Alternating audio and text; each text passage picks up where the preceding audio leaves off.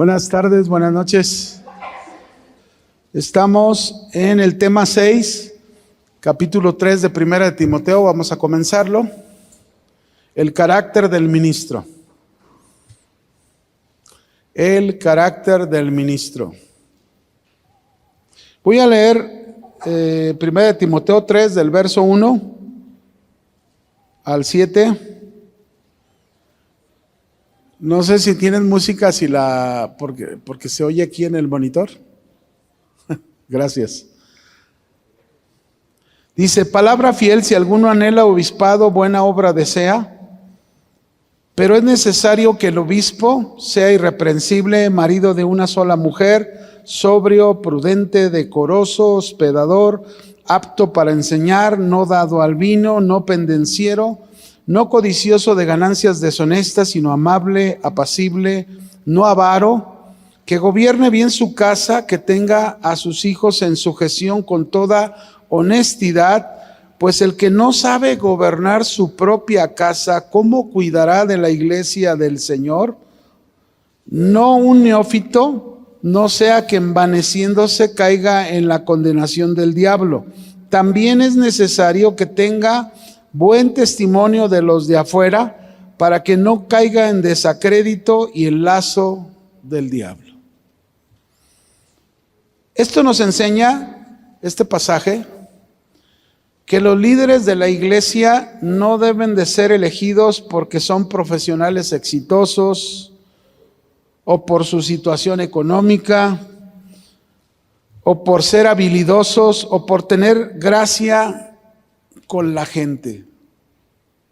Esas no son las características que la Biblia menciona. Si nosotros un día pensamos y decimos, bueno, ¿cómo deben de ser los pastores? ¿Cómo deben de ser los líderes de la iglesia? Pues ahí está muy claro en la Biblia, ¿no? O sea, los requisitos para ser un ministro de Dios tienen que ver más con carácter moral que con dones espirituales. ¿Qué es lo que más le importa al Señor? ¿Carácter moral o dones espirituales? A ver, díganme. Carácter moral, no sus habilidades naturales. Es cierto que muchos tienen dones y habilidades muy notorias, pero también tienen un notorio carácter pésimo. Y eso lo vemos en todos los medios, ¿no? Artistas, deportistas y aún ministros del evangelio, que ya tienen un renombre, tienen un reconocimiento, híjole. Y quisiera uno decir, esos que tienen ese grande reconocimiento, pues tengan ese carácter moral que la Biblia habla. El día de hoy se le da más importancia al hacer señales y milagros, para así demostrar que son ministros de Dios. Sin embargo, ser un ministro, la palabra ministro significa servidor. O sea, no es como en la corte, ¿no? Señor ministro. Yo me acuerdo una vez, ahorita me viene a la memoria, una vez alguien nos regaló un año para ir al Club Atlas, que está ahí en Copérnico, en Chapalita, ¿no? El Chapalita. Y entonces yo estaba pastoreando en las Águilas, me acuerdo. Y regresaba, los viernes venía para luego el fin de semana llevarme a mi familia. Entonces ese viernes pues llegaba al club, pues venía ya en la tarde, cansado, entonces pues me metía a hacer ejercicio y luego ya te bañabas en los vapores y había un jacuzzi grande, me acuerdo, y era viernes. Entonces yo dije, pues me voy a meter. Había un espacio, estaba muy lleno, pues los viernes es día que se llena, y entonces, pero había un espacio y dije, ay, me voy a meter, y ya me metí ahí. Y estaba así a gusto en el jacuzzi y empezaba a oír a todos los que estaban ahí hablando. Oye, ¿y con quién vas a dejar a tu mujer para irte allá con tu secretaria? Le dice uno a otro. Y luego el otro, oye, ¿y dónde va a ser el reventón para juntarnos? Y así entre todos, ¿verdad? Y a ver, ¿tú qué vas a hacer? Le preguntaban al otro. No, pues todos hablando sus cosas. Yo estaba con mis ojos cerrados así y luego alguien dijo, ¿y usted, amigo, qué va a hacer? ¿A qué se dedica? ¿Quién es usted? Yo abrí los ojos, dije, yo soy ministro de Jesucristo. Y cuando dije eso, se quedó el jacuzzi solo para mí. Gloria a Dios, ¿no? Ya cuando dije eso, todo el mundo, yo dije, ministro de Jesucristo. Pues la gente a veces oye esta palabra y se imagina, pues no sé qué cosas, ¿no? Imagínese más de Jesús. Pero la palabra ministro significa servidor. Eso es lo que significa aquí, la palabra ministro. Sin embargo, ser ministro de Dios es muchísimo más que hacer campañas de milagros y gritar desaforadamente. Y fíjense bien, la eficacia de una iglesia en cumplir la razón y el propósito de su existencia, que es la proclamación del evangelio y la formación de discípulos, depende más de la calidad moral y espiritual de su liderazgo que de los métodos, estrategias o dones y señales que se puedan tener. En este inicio del capítulo 3 vamos a encontrar 16 rasgos del carácter. ¿Cuántos? 16. Que debe de tener un servidor, un ministro, de acuerdo a Dios y no a los hombres. Ahora, ahí va la otra, ¿verdad? No quiere decir que aquí aparece este carácter y que alguien que anhela ser obispo, que significa un líder o un pastor, alguien que dirige una iglesia, no significa que puede llegar a serlo hasta que tenga estas 16 características del carácter o rasgos del carácter, porque no es lo que está hablando en sí el pasaje. Es decir, si Dios llama a alguien y nos llama a estar en el liderazgo al frente de una iglesia, pues hay que buscar estos rasgos del carácter para poseerlos, pero no hasta que los tengamos, porque imagínense quién estaría pastoreando hasta que los tenga todos, ¿no? Aquí es donde entra el punto. Pablo aquí no estipula ningún tiempo específico para que un ministro forme este carácter en su vida. Cada iglesia tendrá que pedir con sabiduría para evaluar a sus líderes y a sus pastores, ¿verdad? Así que vamos a empezar, ¿les parece? Verso 1, palabra fiel. ¿Qué significa? Palabra fiel significa, esta es una palabra verdadera, digna de ser tomada en cuenta como iglesia. Palabra fiel, si alguno anhela obispado. Vamos a ver la palabra anhelar. La palabra anhelar significa aquí desear con pasión que le consume, ¿no? Desear. Ahora, este desear es muy distinto a un deseo natural, porque hay mucha gente que desea, por ejemplo, hay gente que ve a un pastor y desea ser como ese pastor, ¿no? Yo me acuerdo una vez, don Fermín García, él fue pastor, ya está con el Señor, ya partió con el Señor, él es como de la generación del hermano Pablo Hunter, y él pastoreaba una congregación de 10,000 miembros en Tijuana, en la Arena Colisea de Tijuana.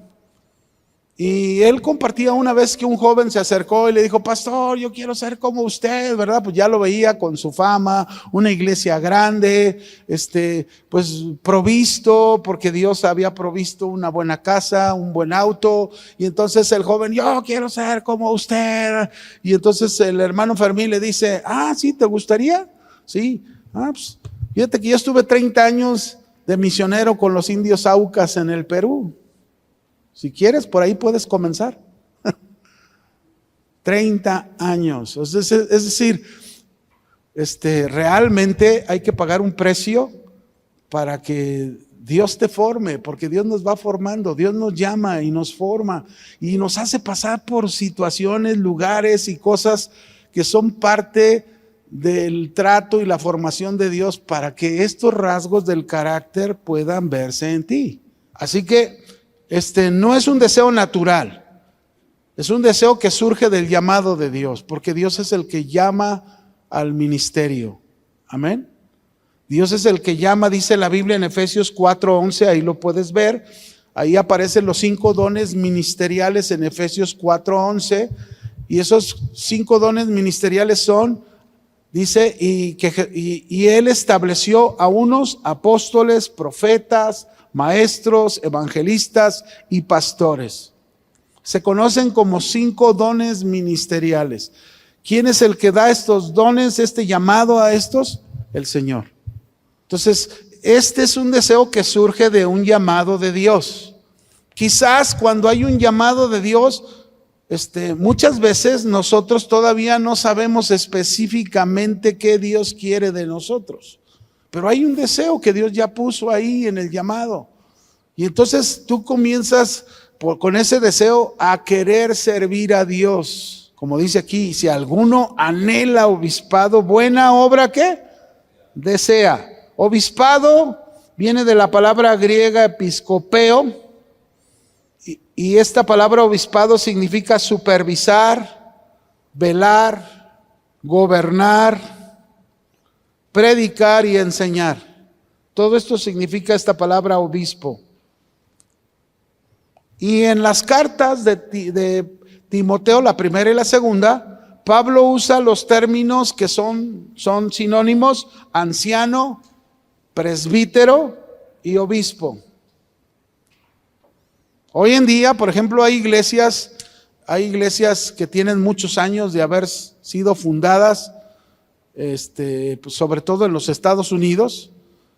Y tú vas a oír a alguien que dice el obispo fulano, y bueno, y supuestamente cuando lo nombran el obispo es como alguien que tiene un cargo mucho más alto que los demás. En este caso, la palabra obispo no habla de esas jerarquías. Aquí, cuando habla la palabra obispo, se está refiriendo a un anciano, a un presbítero que son encargados de una congregación, como decíamos hace un momento, supervisores, velan, gobiernan, predican, enseñan. Pero no es por jerarquía.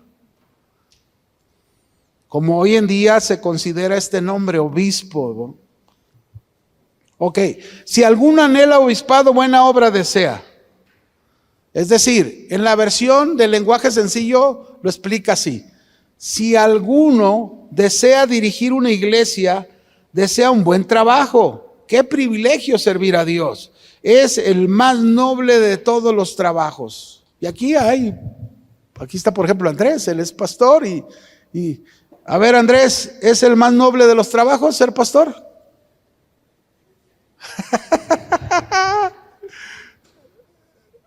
Bueno, servir a Dios es un llamado, mis hermanos. En mi experiencia personal, dejar lo secular para servir a Dios no es tan sencillo, ¿verdad? A veces en lo secular, cuando tú tienes un trabajo, yo mi último trabajo, por ejemplo, fui ejecutivo de una arrendadora, y pues era por metas, ¿no? Si tú lograbas metas, pues más recursos obtenías.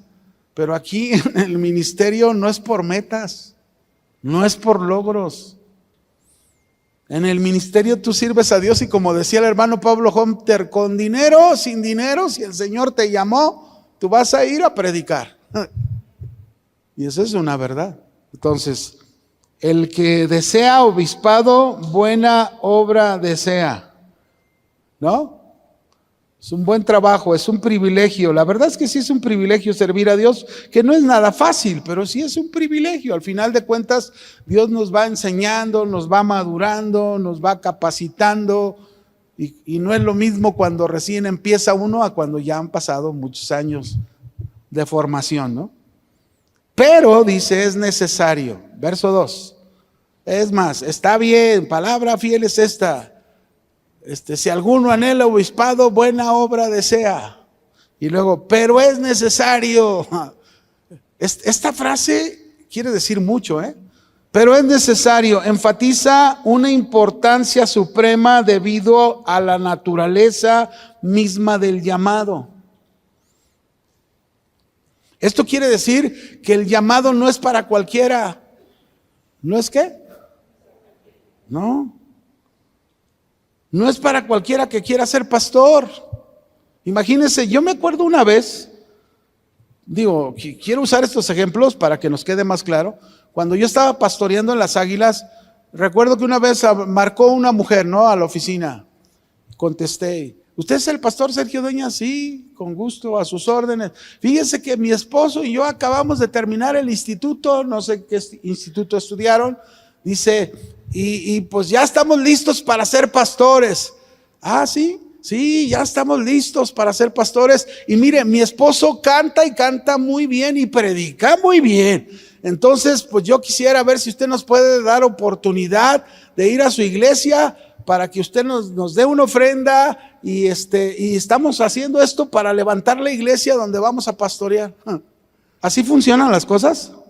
A ver. No, claro que no. Pero es necesario. Es decir, si Dios te llama, yo le dije eso a la señora, ¿no? Mire, si Dios los llamó a ser pastores, ¿saben quién es el que les va a proveer todo para que realmente ustedes estén funcionando como pastores? Dios, porque así es. Esto no es para cualquiera, no es de la manera en que la gente se lo imagina, así tan simple, porque quiero ser, porque ya estudié o porque ya me preparé en esto. No, los institutos, no. Por ejemplo, aquí nosotros lo decimos todos los maestros y lo repetimos una y otra vez: el instituto no hace pastores. Que hay muchos que han estudiado el instituto y que ahora son pastores, bueno, porque Dios los llamó y se prepararon, y estando preparados pues hacen mejor su función. Es como Andrés Dios lo puso y está de pastor y está estudiando y está preparándose. ¿Para qué? Para hacer mejor su función. Entonces así es Dios es el que llama, pero no un instituto es el que forma. Por eso es necesario este tipo de rasgos del carácter que se puedan formar en un ministro, en alguien que es líder de una iglesia, que es un pastor de la iglesia. Número 1, ¿cuál es el primero? Irreprensible. Pero es necesario que el obispo sea irreprensible. ¿Qué significa? Que es libre de acusaciones graves. No significa, fíjense bien, ser irreprensible no significa ser perfecto.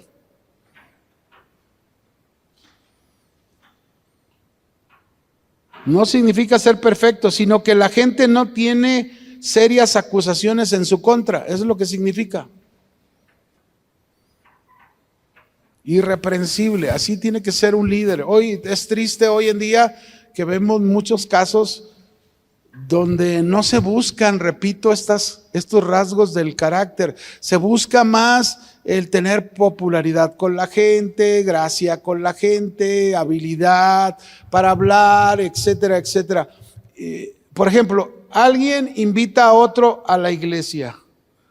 Ese otro que invita a la iglesia ya era cristiano, pero se enfrió. Dejó de ir a la iglesia. Y le dice: oye, vamos a la iglesia, ¿no?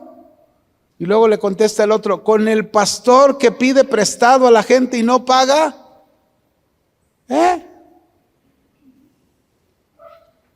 ¿Sabían que esto ha pasado? Hay líderes que están en las congregaciones que hacen esto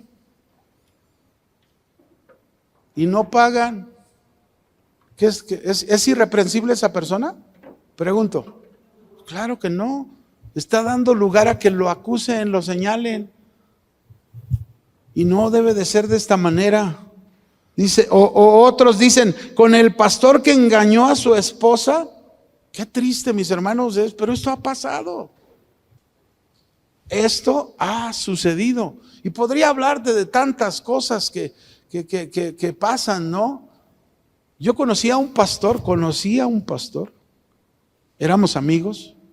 Y luego se metió en el rollo de la prosperidad. Y me platicó un día que en su iglesia estaba en la reunión y una congregante, el esposo le acababa de comprar una camioneta nueva. Y entonces invitaron a un Dizque profeta, ¿no? Lo invitó a predicar.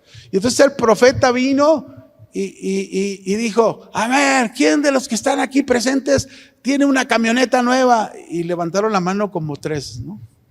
Entonces apuntó a la mujer. ¿Usted tiene camioneta nueva? Sí. Pues usted, como una hija de Dios, debería estar dispuesta a negarse y a dejar para que la pastora, mire cómo va a andar en camión la pastora. A ver, traiga las llaves. Imagínense, forzando para que regale su camioneta. Después pues vino el pastor y se metieron en el esposo, de la mujer, y se metieron en grandes problemas. Pero no es así. Por eso está bien clara la palabra de Dios. Si a alguien anhela obispado, buena obra desea, pero es necesario que el obispo sea, número 1, irreprensible. Repito, no significa ser perfecto o irreprensible. Es llevar una vida ajustada a la moral, de acuerdo a la justicia de la palabra de Dios. Yo he puesto este ejemplo, no mío. A ver, yo les digo siempre, ¿ustedes creen que a veces me echo un round con mi esposa? ¿Sí o no? A ver, la verdad. Sean honestos, ¿eh? Ah, sí, pastor, usted tiene cara de maloso. Sí. Podría ser que un domingo, por ejemplo, antes de llegar a la iglesia y luego me toca predicar, pues en alguna diferencia nos enojamos y dije algo que no debería de haber dicho y ahí venimos en el carro, ¿verdad? Los dos serios, callados, y yo no arreglo las cosas, llego a la iglesia, me subo a predicar y luego resulta que cuando hablo, estoy hablando: varones, traten a sus mujeres así como el vaso más frágil y no sé qué. Y ahí está mi esposa sentada. Y entonces mi esposa, habla lo que hablas, predica, vive lo que hablas, ¿no? Entonces me está ahí como haciendo mensajes subliminales, ¿no? Bueno, eso no es ser irreprensible. Yo pude haber tenido un problema de diferencia con mi esposa, pero en el camino rumbo a la iglesia, yo estoy poniendo este ejemplo, y entonces me di cuenta que la regué, le pido perdón a mi esposa. Oye, perdóname, no debí haberte dicho lo que te dije. Y arreglo las cosas con ella, llego a la iglesia, me subo a predicar. ¿Qué estoy haciendo con eso? No estoy dando lugar a que nadie me señale. ¿Me explico? Eso es ser irreprensible. Ser irreprensible es que arreglas alguna situación y no que la dejas ahí. No, eso no es correcto. Es bien importante esto. Miren, nos pueden acusar de todo. Y eso pasa en las iglesias. Nos pueden acusar de todo. Pero eso no es el problema. A Jesús lo acusaron de todo, ¿sí o no? El problema es que las acusaciones que nos hagan sean ciertas. Ese es el problema. Alguien nos puede acusar de algo que no es verdadero, que no es cierto. Y más cuando tú eres pastor, cuando eres líder, no falta quien levante y diga cosas que no son ciertas. Ahí no te debes de preocupar, pero hay que preocuparnos cuando lo que se está diciendo es verdad. Y esto es en cualquier área. Yo estoy hablando aquí del obispo, del líder, pero eso es en cualquier cristiano, en tu vida diaria, en tu casa, en todo lo que tú hagas, que lo que se diga de ti no sea verdad. Amén. Eso es ser irreprensible. Un ejemplo muy claro es Daniel. En el libro de Daniel, capítulo 6, verso 1 al 5, vamos a leerlo. Este hombre que Dios nos pone el ejemplo en la Biblia ahí para que lo tengamos bien presente, dice: pareció bien a Darío. Darío era el rey de Persia, antes era Babilonia, pero luego Persia conquistó Babilonia.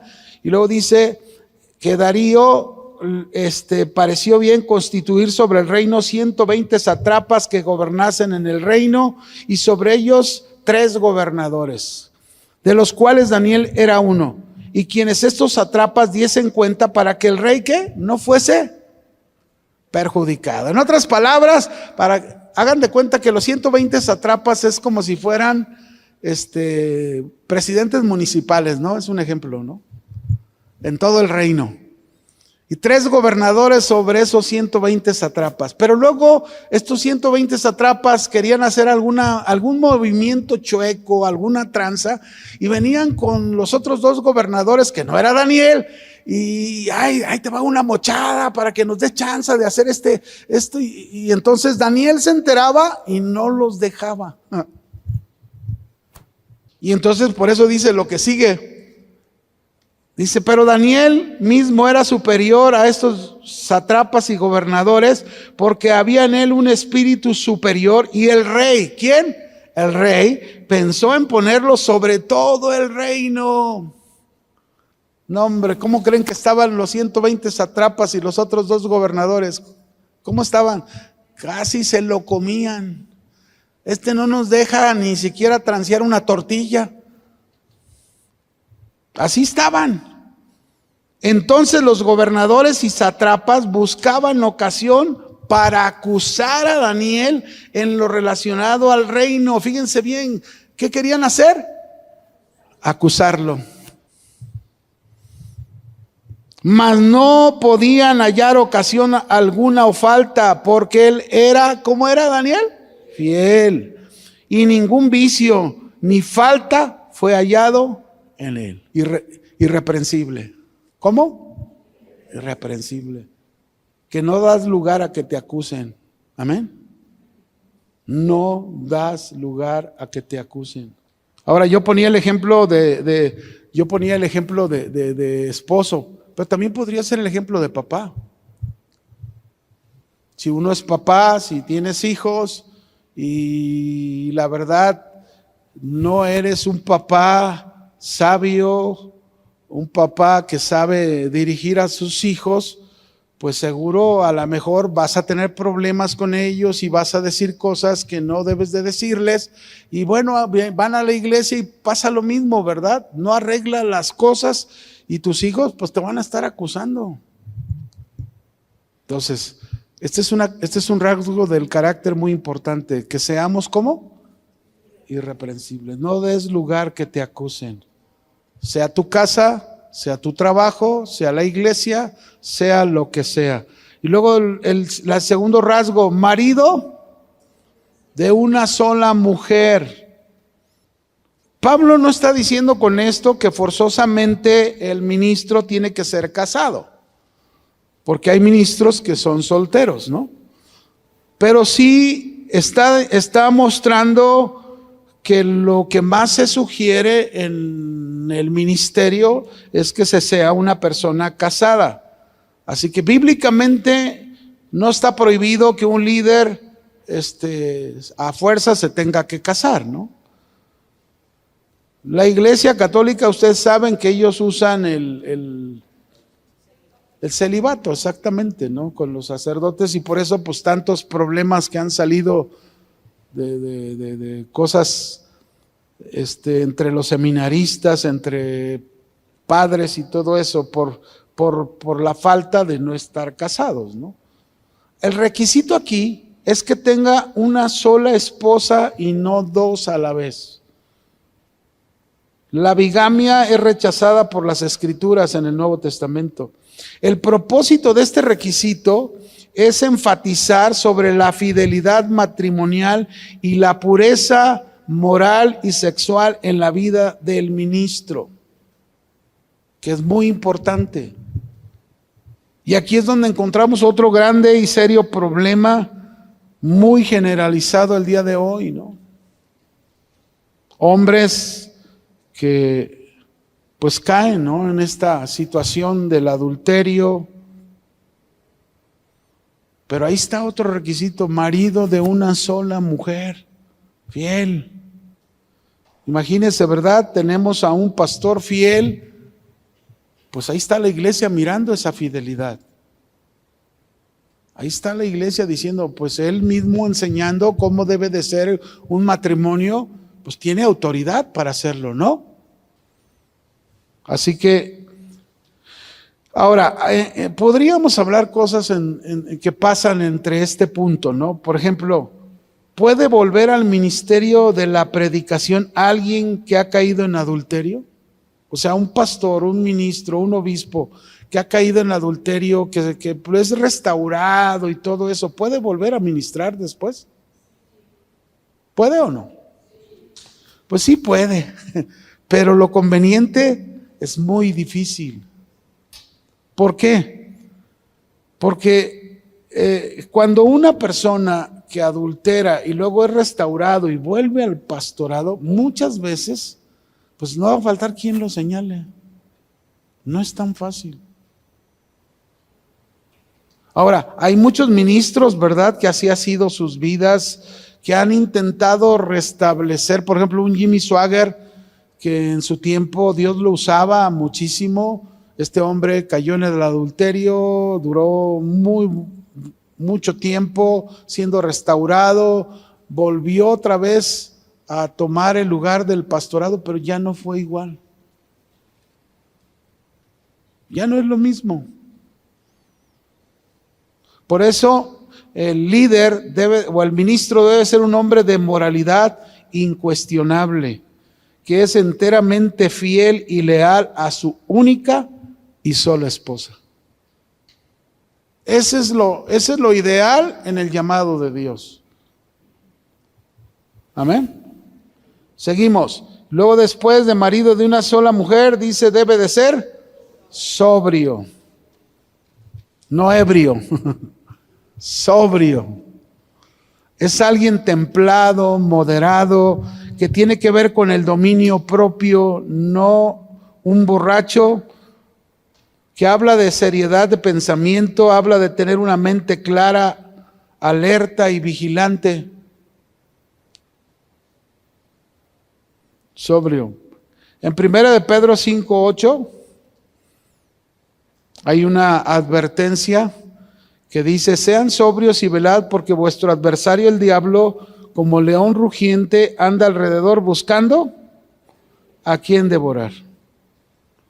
Entonces, la sobriedad de un ministro lo lleva a tener una visión clara de la vida, tanto material como espiritual.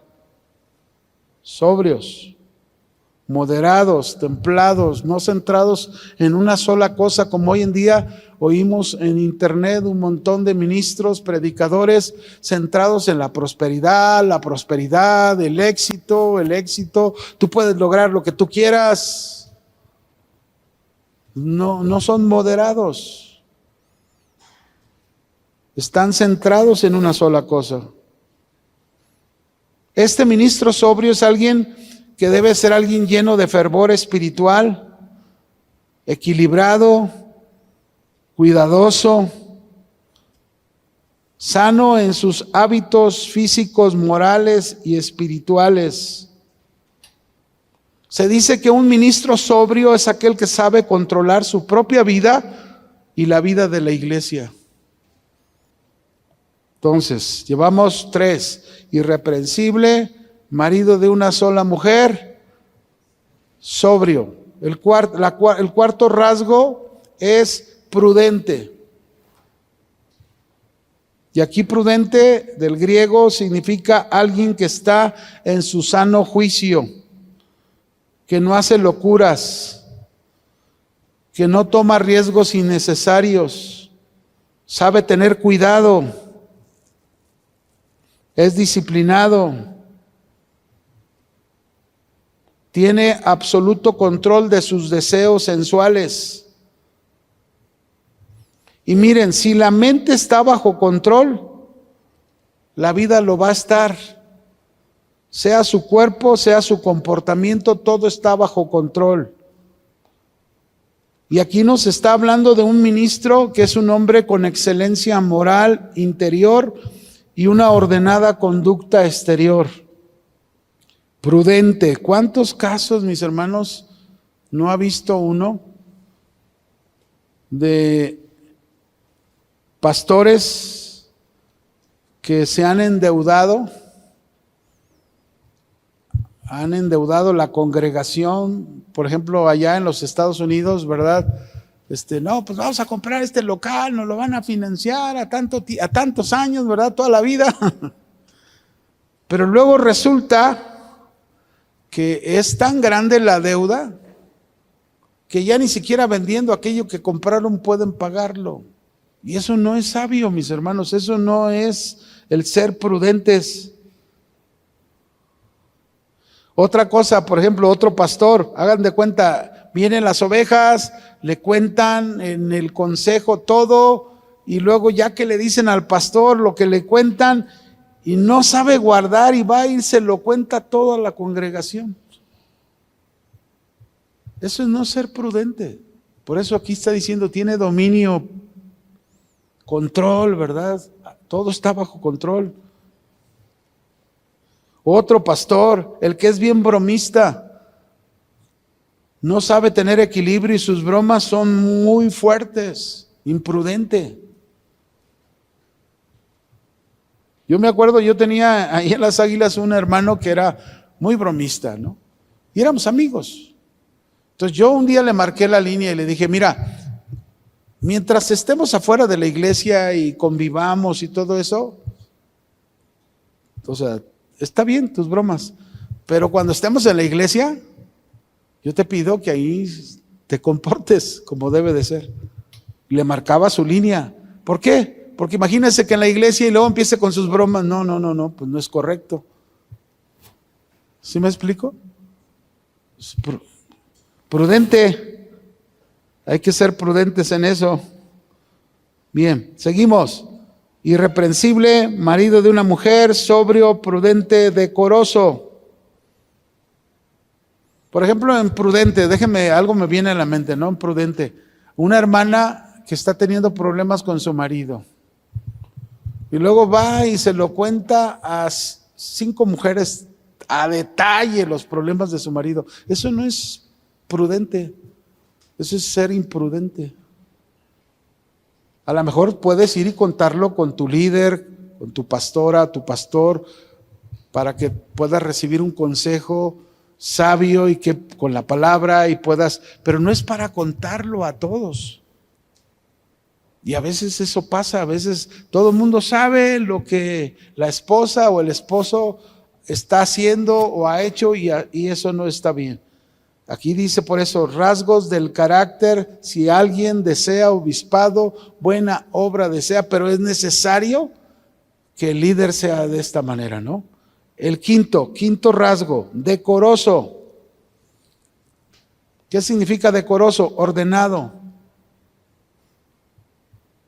Esta palabra decoroso viene de una palabra griega que es cosmos, universo.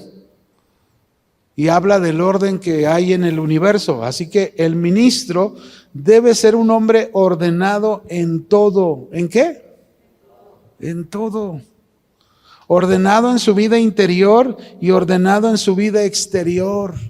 Ordenado en sus finanzas, ordenado en su familia, ordenado en la iglesia, ordenado en su vestuario. Ordenado. No es aquel pastor que dice, vamos a empezar a las 9, llega a las 10 y quiere que todo el mundo empiece a las 9, ¿no? No, ordenado es, ahí estás, antes de la hora que vas a comenzar. Mi esposa diario me regaña porque dice, oye, tú diario quieres llegar 2 horas antes. Bueno, es que agarro tiempo. ¿No? Yo, por ejemplo, cuando vengo a clases, nos venimos a las 4:30 de la casa, estamos aquí a las 5, 2 horas antes de empezar las clases, pero porque me gusta repasar y a veces hay asuntos que tratar y los puedo tratar. Entonces, pues para no venirnos diferentes. Claro, los domingos no me la traigo porque los domingos yo me vengo a las 5:30 de mi casa, me vengo, y llego a las 6 aquí. Y me decía, ay pastor, a las 6 no empieza el servicio, empieza a las 8. Pues bueno, es que ya yo así me habitúo a venir, pongo mi café, me pongo a orar, me pongo a estudiar. Bueno, pero ese es algo que ya aprendí a hacerlo. Pero así debe de ser un siervo de Dios, ordenado ¿en qué? En todo. No creo que nada más a las 5:30 me levanto para venir a la iglesia, a las 5:30 me levanto para hacer qué hacer en mi casa también. Ya me habitué, ya me acostumbré. Así es como cada quien tiene que hacer. Pero imagínense un pastor que llega tarde, un pastor que anda pagando la tenencia de su vehículo por allá 2 años después. Su refrendo, ¿verdad? Ya no hay tenencia, su refrendo. O afina su carro ya que el carro ya no está. No. Ordenado. ¿Cómo debemos de ser? Ordenados. Ordenado en tu casa, ordenado en tu familia, ordenado en la iglesia, en todo. Es algo importante, ¿no? Dice en 1 Corintios 14:40. Pero hágase todo decentemente y con orden. Con orden, orden en tu manera de comportarte. Así es como debemos de ser. Imagínese un ministro desordenado en su vida personal, en su casa, en su familia. Aquel pastor que se anda durmiendo a las 4 de la mañana. Y se despierta a las 12 del día, 1 de la tarde. Es una vida desordenada, ¿no? Yo, por ejemplo, me voy de aquí, máximo 10:30, ya estoy. A mí me puede hablar a esa hora, ni caso le hago al celular. Pero ya me acostumbré, yo duermo temprano, pero me levanto muy temprano. Pero hay gente que le gusta la vida de noche y está despierto de noche y duermen de día. Bueno, yo trabajé muchos años cuando recién me casé en el ferrocarril y yo entraba a las 12 de la noche y salía a las 8 de la mañana, pero era por trabajo, no por hacer otras cosas, ¿no? Tenía que trabajar para sostener a mi esposa, si no, imagínense, ¿no? Luego me agarraba a escobazos. No.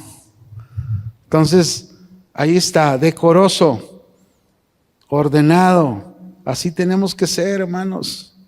Irreprensibles, marido de una sola mujer, sobrios, prudentes, decorosos, hospedador. Es el sexto rasgo. Hospedador, hospitalario, que ama a sus invitados y comparte lo que tiene. Si hay algo que yo aprendí mucho de mi papá es esto. Mi padre era muy hospitalario, muy hospedador. O sea, a mí hasta me sorprendía. Una vez me acuerdo, yo tenía un amigo aquí en Guadalajara, él se fue a vivir, se volvió a casar, ya que murió mi mamá, y se fue a vivir a Tepic. Y entonces este amigo me dijo, oye, fíjate que voy a ir a hacer un trabajo a Tepic, pero tú que conoces, ¿dónde puedo llegar? Y todo eso. Y le dije, pues háblale a mi papá, él te conoce. Porque yo a mis amigos los llevaba a la casa, los invitaba a comer y ahí se los presentaba a mis papás. Entonces háblale a mi papá, de seguro, mira, a lo mejor él tiene por ahí una habitación desocupada y te da oportunidad. Y lo recibió. Duró cerca de 5 meses allá en Tepic y mi padre ahí estuvo hospitalario y a mí eso pues me enseña cómo uno tiene que ser con la gente y aquí la Biblia lo pone como un rasgo del carácter. Hospitalarios, hospedador. El hospitalario es literalmente amigo de los extranjeros. Es bien organizado en el bienestar social, cuida de las viudas, cuida de los huérfanos. Yo me acuerdo que cuando perdí mi vista, todavía no me operaba, y una familia de parte de mi esposa, lo perdieron todo, en ese tiempo de la devaluación allá en el 95, y perdieron todo, de tenerlo todo, lo perdieron todo. Y realmente, literalmente se quedaron en la calle. Y entonces yo le dije a mi esposa, pues mira, la casa es amplia. Tenemos 3 habitaciones abajo, 3 habitaciones arriba. Si quieren, nosotros tomamos la parte de arriba y diles que se vengan un tiempo mientras consiguen dónde y estén en la parte de abajo. Luego se causó un conflicto, ¿verdad? Porque ellos dormían a las 3 de la mañana y nosotros a las 10 de la noche. Pero bueno, los tuvimos ahí 8 meses, hospitalarios. Así debe de ser un ministro, alguien que abre sus puertas.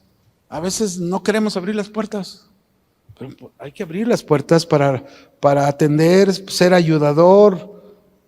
Así que los que queramos ser obispos, buena obra deseamos, pero necesitamos ser irreprensibles, maridos de una sola mujer, sobrios, prudentes, decorosos y hospedadores. Hospedadores, amén.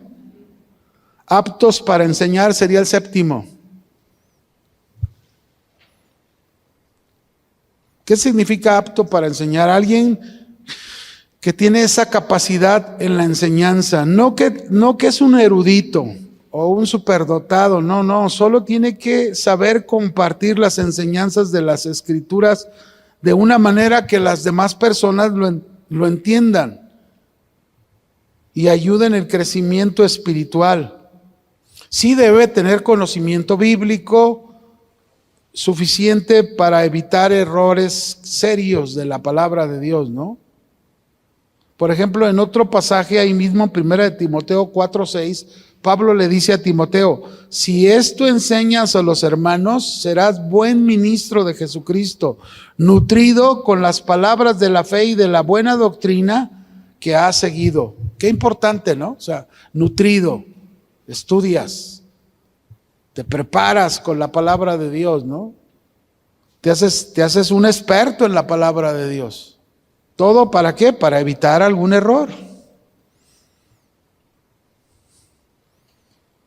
Eso es bien importante, ¿no? Para evitar algún error. Los errores se dan precisamente por la falta de conocimiento. Cuando no tenemos el conocimiento dado en la Escritura, a veces andamos oyendo otras cosas en internet, y a veces nos basamos en lo que oímos en lugar de ir a la palabra, profundizar la palabra, escarbar la palabra, estudiar en la palabra, ¿no? Siempre el escudriñar la palabra de Dios nos va a llevar a evitar el error. Así que ahí está: irreprensible, marido de una sola mujer, sobrio, prudente, decoroso, hospedador y apto. ¿Cuántos rasgos eran? 16. Vamos en el 7, vamos al 8. Octavo, yo creo que aquí terminamos con este octavo rasgo: no dado al vino. ¿Qué quiere decir no dado al vino? La frase correcta es: un ministro no debe de ser alguien borracho, tomador. Alguien decía: ay, pastor, ¿a poco no se puede echar una? Bueno, yo sé que puedo hacerlo, pero no lo hago porque no me conviene.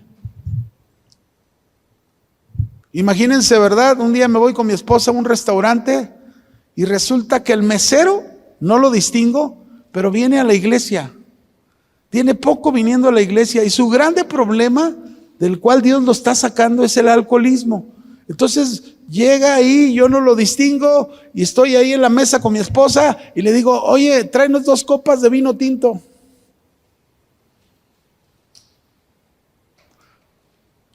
Y me ve: el pastor Sergio. Y al ver lo que estoy haciendo, ¿qué crees que qué mensaje le estoy lanzando? Que sí se puede. Y como sé que me encuentro tantos hermanos de casa de oración en tantos lugares, que no pido nada de eso, pido mis limonadas y mis naranjadas minerales, y gloria a Dios, amén, amén. Y mejor no soy piedra de tropiezo para nadie. Y eso es lo que dice la Biblia. Eso es a lo que se refiere aquí. La palabra habla también, cuando está diciendo aquí, no dado al vino, que no seamos esclavos de ningún vicio. Un líder, un pastor puede darse al vicio de la Rosa de Guadalupe, o aventarse hoy en día las famosas series que hay, ¿no? Oye, ¿ya viste la serie de Luismi? ¿Cuál Luismi? Oye, ¿ya viste la serie de... ¿Qué serie voy a estar viendo? Si estoy preparando la serie la primera de Timoteo que estamos viendo, ¿no? Pero hermano, ningún vicio. ¿Se acuerdan de Daniel? Le buscaron y no hallaron en él ninguna falta y ningún vicio, dice. Y así debe de ser. Amén.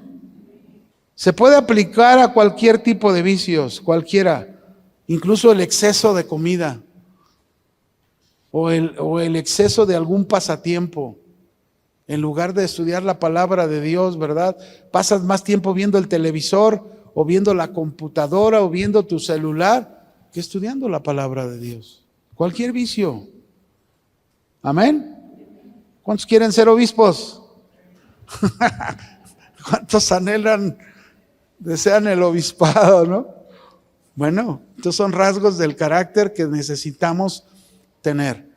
Repito, no quiere decir que todo pastor los tenga los 16 rasgos, pero tenemos que trabajar por poseerlos y tenerlos, porque eso es lo que la Biblia nos está demandando. Amén. Dios les bendiga, hermanos, pórtense bien, que nada les cuesta. Y si se portan mal me avisan para darles chipina.